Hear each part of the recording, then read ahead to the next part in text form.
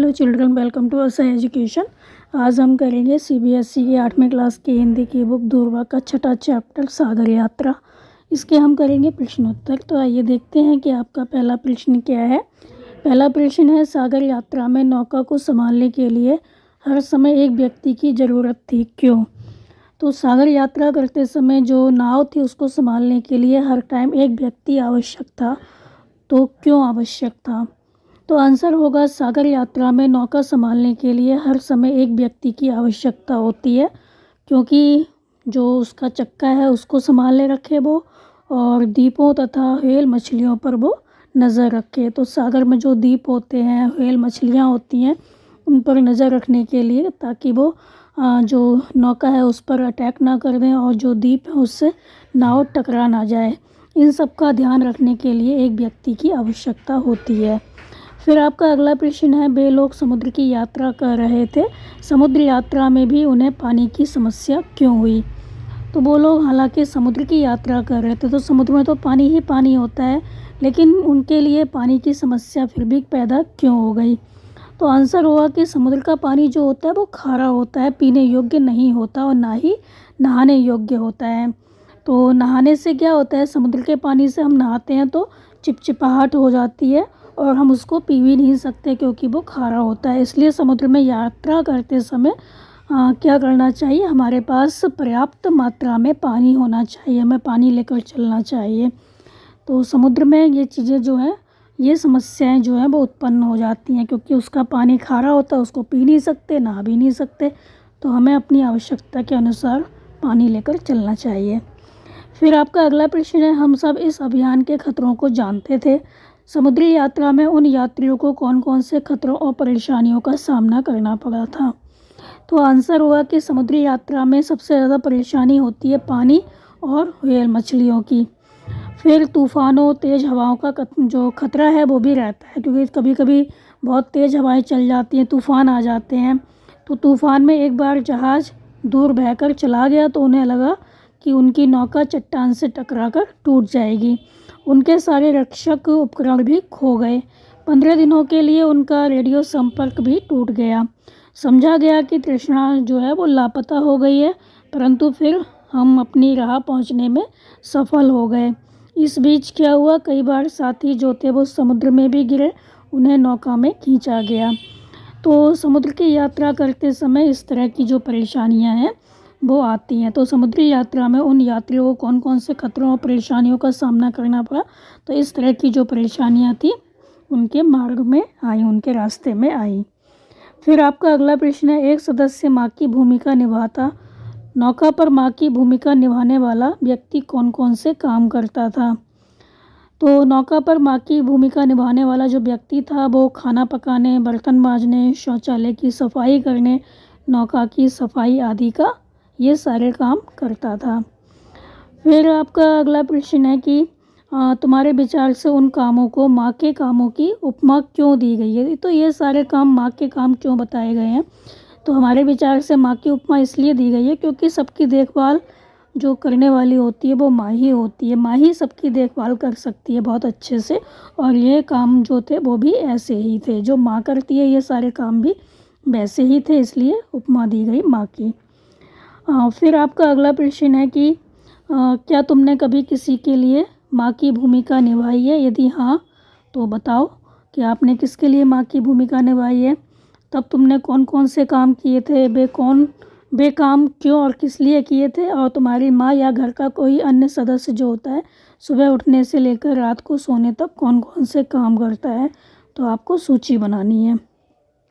तो पहले का आंसर होगा कि माँ और पिताजी को रोटी परोसी और घर के बर्तन भी धोए, उनकी दवा पानी की पूरी जिम्मेदारी निभाई और घर में साफ़ सफाई का काम भी किया। फिर जो इसमें दूसरा प्रश्न था कि वे काम क्यों और किस लिए किए थे, तो जब एक बार माँ पिताजी की तबीयत खराब हुई तो घर पर कोई और नहीं था, इसलिए ये सब काम करने पड़े। माँ और पिताजी की ऐसी स्थिति देखकर मुझे परेशानी और काफ़ी दुख हुआ था, इसलिए ये सारे काम मैंने स्वयं ही किए। फिर है, तुम्हारी माँ या घर का कोई अन्य सदस्य सुबह उठने से लेकर रात को सोने तक कौन कौन से काम करता है? तो आंसर हुआ हमारी माँ सुबह उठकर सफाई करती हैं, कपड़े धोती हैं, नहाती हैं, पूजा पाठ करती हैं, खाना बनाती हैं, हमको तैयार करती हैं स्कूल जाने के लिए और हमारे जाने के बाद फिर दोपहर का खाना बनाने में जुट जाती हैं। हमारे आने पर हमारा हाथ मुँह ये सब धुलवाती हैं, हमें खाना परोसती हैं, दोपहर के बर्तन मांजती हैं, धोती हैं, हमें पढ़ाती हैं। शाम को हमारे साथ वो बाग में जाती हैं जहाँ वो हमारे साथ खेलती भी हैं। बाग से आते हुए वो सब्जी लेकर आती हैं, फिर घर आकर रात का खाना बनाती हैं। सबको खाना खिलाने के बाद फिर वो रसोई घर की सफाई करके ही सोती हैं। तो यह सभी काम वह हमेशा हमारे लिए करती हैं। तो यह सभी काम वो हमारे लिए हमेशा करती हैं। फिर आपका अगला प्रश्न है, सागर के यात्रियों को पानी के कारण बहुत परेशानी होती थी, बताओ उन्हें पानी के कारण क्या क्या परेशानियां हुई। क्या तुम्हारे आसपास भी पानी की समस्या होती है, उसके बारे में बताओ और उस समस्या का समाधान कैसे किया जा सकता है। तो पहले का आंसर होगा कि उन्हें पानी के कारण क्या क्या परेशानियां हुई। तो उन्हें पानी के कारण नहाने को नहीं मिला, पानी पीने को नहीं मिला, तो पानी पीने की समस्या उत्पन्न हो गई। फिर है, क्या तुम्हारे आसपास भी पानी की समस्या होती है, उसके बारे में बताओ। हमारे यहाँ कभी कभी पानी बिल्कुल चला जाता है, उस समय पीने, नहाने, खाना बनाने के लिए पानी नहीं होता। अक्सर पानी भर कर रखना पड़ता है, परंतु वह भी कम हो जाता है। फिर हम उधर इधर से मांग के लाते हैं या फिर हमें ख़रीदना पड़ता है पानी। तो पानी की बहुत अधिक समस्या है। फिर उस समस्या का समाधान कैसे किया जा सकता है। तो पानी को बेकार ना बहाएं, ज़रूरत के हिसाब से ही पानी खर्च करें। सड़कों पर टूटे हुए पाइप की मरम्मत के लिए हम जो विभाग होता है उस पर जोर डालें। इसके अलावा पानी आने के समय उसे स्टोर करके रखें, पानी को हम इकट्ठा करके रखें, जितना ज़रूरत है उतना ही हम पानी यूज़ करें। फिर आपका अगला प्रश्न है, तुमने अभी 10 भारतीय यात्रियों की अनूठी यात्रा की कहानी पढ़ी, तुम भी अपनी या किसी अन्य व्यक्ति की एक यात्रा के बारे में बताओ। तुम चाहो तो ये बातें बता सकते हो कि वह यात्रा कहाँ की थी, कितने दिनों की थी, यात्रा कैसे की, उसमें कौन कौन सी समस्याएं आई और उन समस्याओं को कैसे दूर किया और उस यात्रा में किन किन लोगों से मिले, कौन कौन सी चीज़ें, पेड़ पौधे आदि तुमने पहली बार देखे। तो इस तरह जो आपकी यात्रा है उसके बारे में आप बता सकते हैं। तो आप जो भी यात्रा है उसके बारे में लिख सकते हैं। तो यहाँ पर हम एक यात्रा के बारे में बता रहे हैं। तो वह यात्रा कहाँ की थी, कितने के दिनों की थी और यात्रा कैसी थी। तो हमने दिल्ली से मुंबई, पूना, नासिक, शिरडी की यात्रा की। तो जो ये यात्रा थी हमारी करीब 20 दिन की थी। दिल्ली से मुंबई हम रेल से पहुँचे। फिर क्या हुआ, उनमें कौन कौन सी समस्याएं आई। तो रेल के टिकट बहुत ही कठिनाई से मिले। एक बार तो लगा हमें वापस लौटना पड़ेगा, पर किसी तरह हमको टिकट मिल गया और हमने अपनी यात्रा शुरू की। तो मुंबई पहुंचने पर देखा कि वहाँ पर तो बारिश हो रही थी बहुत ज़्यादा और जगह जगह पानी भर गया था। तो हमें अपनी यात्रा में काफ़ी कठिनाई आई, क्योंकि हम बॉम्बे पहुँचे तो वहाँ पर काफ़ी पानी भरा हुआ था। तो हम ठीक से जो घूमना चाहते थे वो हम नहीं घूम पाए। फिर अगला प्रश्न है कि उन समस्याओं को कैसे दूर किया गया। इसी तरह हम पूना पहुँचे, फिर पूना से नासिक गए। एक दिन में हम नासिक और शिरडी की, हमने एक दिन में ही नासिक और शिरडी की यात्रा की। पूरी रात बस से हमने सफ़र किया, जो बहुत ही ख़तरनाक लग रहा था क्योंकि बारिश के दिन थे। सड़कें जो थी गीली थी और खाली थी। बहुत अधिक वर्षा के कारण क्या था, पानी भर गया था, सड़कें टूट गई थी, जिससे एक्सीडेंट होने का खतरा बना हुआ था। परंतु जैसे तैसे भगवान का नाम लेकर यात्रा पूरी करके लौट आए और हमने चैन की सांस ली। फिर आपका है, उस यात्रा में आप किन किन लोगों से मिले। तो आंसर होगा कि उस यात्रा में हम कई रिश्तेदारों से मिले। कुछ लोग ऐसे भी थे जो हमें पहली बार मिले थे, लेकिन उनसे अच्छी खासी हमारी दोस्ती हो गई। फिर आपका अगला प्रश्न है कि कौन कौन सी चीज़ें, पेड़ पौधे आदि पहली बार देखे। तो आपने कौन कौन सी ऐसी चीज़ें थी जो आपने वहाँ पर पहली बार देखी। तो पहली बार हमने पहाड़ों की चित्रकारी देखी, मंदिर देखे, पहाड़ों पर बने हमने शिवलिंग देखे। तो ये सारी चीज़ें बहुत ही सुंदर थी, ये बहुत ही मनोहर दृश्य था। फिर आपका अगला प्रश्न है कि बंदरगाह समुद्र के किनारे की वह जगह होती है जहाँ पानी के जहाज़ होते हैं, नौकाएं आदि ठहरते हैं। पता लगाओ कि इन जगहों पर क्या होता है। तो जो बंदरगाह होता है वहाँ पर क्या होता है, पानी के जहाज़ और नौकाएं होती हैं। तो आपको पता लगाना है कि अस्तबल होता है, वहाँ क्या होता है, हवाई अड्डा होता है, वहाँ पे क्या होता है, पोस्ट ऑफिस है, वहाँ पर क्या होता है, अस्पताल है, वहाँ क्या होता है, या न्यायालय है, बाज़ार है, यहाँ पर क्या होता है। तो आंसर हुआ कि जो अस्तबल होता है वो क्या होता है, वहाँ पर घोड़े रखे जाते हैं, घोड़े रखने की जगह होती है। और जो हवाई जहाज़ जो होता है वो हवाई अड्डे पर आकर रुकते हैं। तो हवाई अड्डा किस लिए होता है, हवाई जहाज़ आकर यहाँ पर रुकते हैं। और पोस्ट ऑफिस वो स्थान होता है जहाँ पर चिट्ठियाँ आदि डाली जाती हैं और टिकटें वगैरह मिलती हैं, और जो लेटर होते हैं वो मिलते हैं। अस्पताल जहाँ रोगियों का इलाज होता है, और न्यायालय वो होता है जहाँ पर कानूनी कार्यवाही होती है, न्याय मिलता है। और बाज़ार वो होता है जहाँ से हम सभी वस्तुएं खरीदते हैं और बेचते हैं। फिर आपका अगला प्रश्न है, तृष्णा को गणतंत्र दिवस परेड में शामिल किया गया था। आपस में चर्चा करके नीचे लिखें। जो प्रश्न है उनके आपको उत्तर खोजने हैं। पहला प्रश्न है, गणतंत्र दिवस किसे कहते हैं और यह किस दिन मनाया जाता है। तो आंसर हुआ कि गणतंत्र दिवस के दिन हमारा संविधान बना था। तो हमारा संविधान कब बना था, 26 जनवरी 1950 को। तो भारत एक गणतंत्र राज्य है, मतलब जनता का, जनता के लिए, जनता द्वारा बनाया गया राज्य है। तो यह दिन 26 जनवरी को प्रत्येक वर्ष धूमधाम से बनाया जाता है। तो हमारा जो गणतंत्र दिवस है वो 26 जनवरी को बनाया जाता है, प्रत्येक वर्ष बहुत धूमधाम से मनाया जाता है। फिर आपका अगला प्रश्न है, गणतंत्र दिवस के दिन क्या क्या कार्यक्रम होते हैं। तो गणतंत्र दिवस के दिन जो जो कार्यक्रम होते हैं वो हैं, तो गणतंत्र दिवस पर राष्ट्रपति भवन से सैनिक परेड, अस्त्रों शस्त्रों से युक्त झांकियाँ, बच्चों के खेल कूद, नाच गाने, हमारे देश के विभिन्न स्थानों की झलक के रूप में जो विभिन्न झांकियाँ हैं वो निकाली जाती हैं। राष्ट्रपति यहाँ वीर सैनिकों और शहीदों के परिवार वालों को पदक देकर सम्मानित करते हैं, सलामी देते हैं। और इस दिन हवाई जहाज़ द्वारा रंगों से आसमान में तिरंगा बनाया जाता है, जो देखने में बहुत सुंदर लगता है। फिर आपका अगला प्रश्न है कि दूरदर्शन या आकाशवाणी पर गणतंत्र दिवस परेड देखकर या सुनकर उसके बारे में कुछ पंक्तियाँ लिखो। तो यहाँ पर भी जो ख प्रश्न का उत्तर था वही आपको लिखना है। तो क्या क्या देखा, क्या क्या सुना, यही सब चीज़ें आपको इसमें लिखनी है। अगला प्रश्न कि इस कठिन दिनचर्या के कारण शतरंज खेलने के लिए समय ही नहीं मिलता था। यदि उन नाविकों के पास समय होता तो वे नौका पर कौन कौन से खेल खेल सकते थे, सूची बनाओ। तो जो नाविक होते हैं उनकी जो दिनचर्या होती है काफ़ी कठिन होती है, तो उनको खेलने का समय नहीं मिलता। अगर उनको खेलने का समय मिलता तो वो कौन कौन से खेल खेलते, वो आपको यहाँ पर लिखना है। तो आंसर होगा वो, अगर समय मिलता तो शतरंज, लूडो, कैरम, ताश, इस तरह के जो गेम थे वो खेल सकते थे। फिर आपका अगला प्रश्न है, दिन में एक बार हम नौका पर खुशी का घंटा बिताते। यदि तुम्हें स्कूल में खुशी का घंटा बिताने का मौका मिले तो तुम उस एक घंटे में कौन कौन से काम करना चाहोगे। तो अगर आपको खुशी का घंटा बिताने का मौका मिलता है तो आप कौन कौन सा काम करोगे उस घंटे में। तो यदि हमें स्कूल में खुशी का घंटा बिताने का मौका मिले तो हम उस घंटे में खूब खेलेंगे और दोस्तों से बातें करेंगे। फिर आपका अगला प्रश्न है, हम सब इस अभियान के खतरों को जानते थे, हमें यह भी ज्ञात था कि शायद हम कभी वापस ना लौट सकें। वे 10 नाविक इतनी खतरनाक यात्रा के लिए क्यों निकले होंगे, आपस में चर्चा करो। तो यहाँ पूछा गया है कि हम सब जो थे वो, ये जो अभियान था हमारा, तो उसको हम जानते थे कि उसमें क्या खतरे हैं, हमें ये भी पता था कि शायद हम वापस ज़िंदा ना बच सकें। तो वे 10 नाविक इतनी खतरनाक जो यात्रा थी उसके लिए क्यों निकले होंगे, वो आपको लिखना है। तो आंसर होगा कि उन 10 नाविकों में अपने देश के नाम व गौरव का जज्बा था। वे चाहते थे कि तृष्णा नामक भारतीय जहाज़ की विश्व में ख्याति हो, विश्व में प्रसिद्धि हो। इसी देशभक्ति के जज्बे ने उनकी जो हिम्मत थी वो बढ़ाई थी और वे इस खतरनाक यात्रा के लिए आगे बढ़े। फिर आपका अगला प्रश्न है, तेज़ हवाओं के कारण कभी कभी उन नाविकों के कपड़े जो थे वो खो जाते थे, उड़ जाते थे।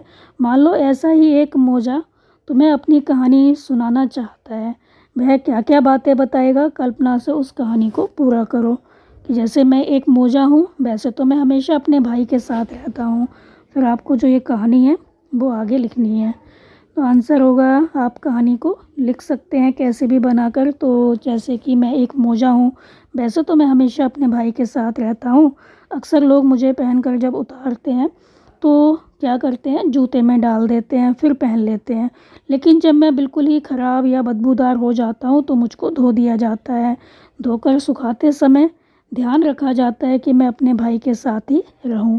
एक दिन इसी तरह मुझे धोने के लिए मशीन में डाला गया, तो क्या हुआ, धुल तो गया पर बाहर नहीं निकल पाया। मेरा भाई मुझसे बिछड़कर बाहर सूखने चला गया, तो मैं परेशान हो गया। अब मेरा क्या होगा, मेरे भाई का क्या होगा। तभी 1 घंटे बाद मालकिन ने क्या किया, मशीन साफ़ की तो मुझे पाया और वो बड़बड़ाती हुई मुझे भी सुखाने चली गई। तब तक मेरा जो भाई था वो सूख कर अंदर जा चुका था। मतलब जो मेरा भाई, मतलब दूसरा मोजा था, उसको सूख गया था, उसको उठाकर रख दिया गया था और मैं सूखता रहा, परंतु किसी ने नहीं उठाया। 2 दिन बाद किसी ने मुझे उठाया और झाड़ने के काम में लगा दिया। फिर क्या हुआ, मैं गंदा हो गया। उसके बाद मुझे कूड़े के ढेर में डाल दिया गया। मैं अपने भाई से अलग हो गया और आंसू बहाता हुआ जो कूड़े का ढेर था उसी में पड़ा हुआ हूँ। फिर आपका अगला प्रश्न है कि जो लोग चौकसी से हटते, वे अपने कपड़े बदलते, खाना खाते, पढ़ते, रेडियो सुनते और अपनी ड्यूटी के अन्य कार्य जैसे रेडियो की जांच, इंजन की जांच तथा व्यंजन सूची के अनुसार भोजन बनाने के लिए राशन देने का काम निपटाते। तो इस वाक्य को कई छोटे छोटे वाक्यों के रूप में भी लिखा जा सकता है। तो इतना लंबा वाक्य है, इसको हम छोटे रूप में भी लिख सकते हैं। इसके हम छोटे छोटे वाक्य बना सकते हैं, जैसे जो लोग चौकसी से हटते, वे अपने कपड़े बदलते, इसके बाद हम विराम लगा देंगे। फिर वे खाना खाते, पढ़ते और रेडियो सुनते। वे अपनी ड्यूटी के अन्य कार्य करते, जैसे रेडियो की जांच और इंजन की जांच। वे व्यंजन सूची के अनुसार भोजन बनाने के लिए राशन देने का काम निपटाते।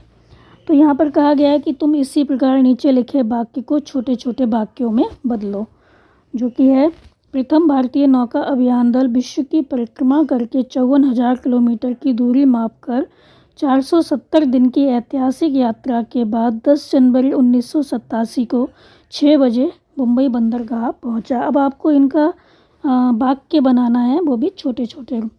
तो आंसर होगा, प्रथम भारतीय नौका अभियान दल विश्व की परिक्रमा के लिए गया। उसने 54,000 किलोमीटर की दूरी जो थी उसकी परिक्रमा की और ये परिक्रमा उसने 400 दिन में पूरी की। तो यह एक ऐतिहासिक यात्रा थी। यात्रा पूरी करके ये 10 जनवरी 1987 को मुंबई पहुंचा। इस समय घड़ी के अनुसार 6 बजे थे। तो ऊपर जो वाक्य है उसमें क्या है, पूरा उसको बना दिया गया है एक ही वाक्य, लेकिन इसमें हमने छोटे छोटे वाक्य हैं वो बनाए हैं।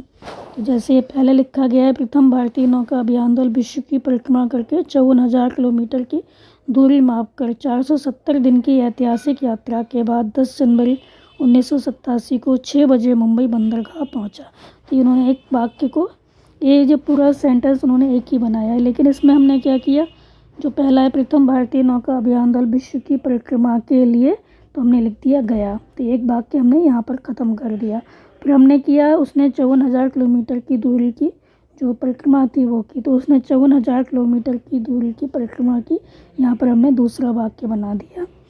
फिर ये परिक्रमा 400 दिन में हुई, तो हमने ये तीसरा वाक्य बना दिया। ये एक ऐतिहासिक यात्रा थी, ये अगला वाक्य हो गया। यात्रा पूरी करके ये 10 जनवरी 1987 को मुंबई पहुंचा। फिर इस समय घड़ी के अनुसार 6 बजे थे। फिर आपका अगला प्रश्न है, आसु। ऊपर बॉक्स में दिए गए उपसर्ग लगाकर सार्थक शब्द बनाओ। तो शब्द दिए गए हैं यहाँ पर, सफल, स्वागत, विश्वास, कन्या, पुत्र। तो आपको इसमें देखना है किसमें आ लगेगा, किसमें सु लगेगा। तो सफल है, इसमें हम लगाएंगे आ उपसर्ग, तो ये हो जाएगा असफल। तो हमेशा याद रखना कि जो आ उपसर्ग जो हमने लगाया है वो शुरू में लगाया है। तो जो उपसर्ग होता है वो शुरू में लगता है, जो प्रत्यय होता है वो बाद में लगता है, तो ये बन जाएगा असफल। फिर है स्वागत, इसमें हम लगाएंगे सु, तो ये हो जाएगा सुस्वागत। विश्वास, इसमें हम आ उपसर्ग लगाएंगे तो ये हो जाएगा अविश्वास। कन्या में हम सु उपसर्ग लगाएंगे तो ये हो जाएगा सुकन्या। पुत्र में हम सु लगाएंगे तो ये हो जाएगा सुपुत्र। तो पहला बन जाएगा असफल, दूसरा बनेगा स्वागत, तीसरा बनेगा अविश्वास, चौथा बनेगा सुकन्या और पांचवा बनेगा सुपुत्र। फिर आपका अगला प्रश्न है, मैं, ने, को, का, के, लिए, से, पर। तालिका में से यही शब्द चुनकर रिक्त स्थान भरो। तो आपको यही शब्द जो है वो रिक्त स्थान में भरने हैं। पहला है, सीमा ने फल खाए, तो यहाँ पर लगेगा ने। रोहित पेन नया है, तो यहाँ पर हम लगाएंगे कि रोहित का पेन नया है। फिर है, माँ बच्चों लिए मिठाई लाई, तो यहाँ पर आएगा माँ बच्चों के लिए मिठाई लाई। फिर है हमने रस्सी कपड़े सुखाए, तो हमने रस्सी पर कपड़े सुखाए।